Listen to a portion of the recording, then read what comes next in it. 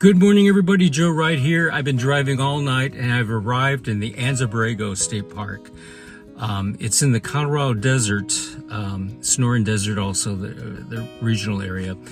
And I'm going to be going to Fons Point. Now, went to Fons Point about 3 weeks ago, but this time I'm going to be going to the base of it so that I can explore the geologic formation at the base. It's called the Borrego Formation. It's a light gray, brownish formation that's very soft. It's a clay stone, and its thickest point is about 6,000 feet thick. And it represents what was once here roughly a million years ago, is a large perennial lake that had all sorts of wildlife in it.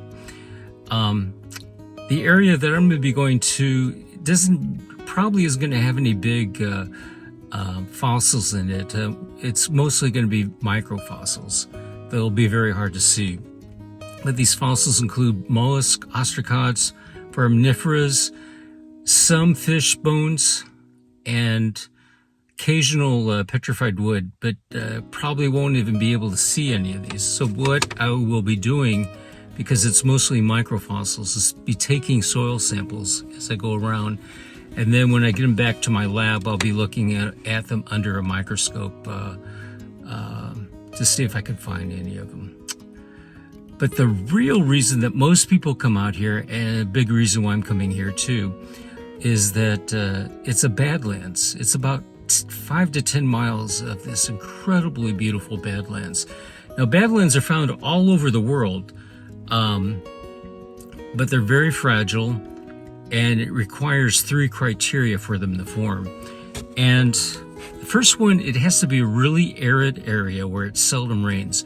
But when it does rain, it comes down in a very quickly heavy whoosh, where it does a lot of vertical erosion as opposed to horizontal erosion. The second thing is that it requires it to have a non-porous surface. So the water runs off quickly on the surface as opposed to being absorbed into the soil.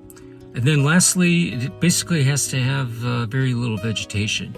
So all 3 of those criteria are met here, and it's created all this vertical erosion of deep rills, deep streamlets, and a lot of fluting going up and down. And it's just absolutely spectacular.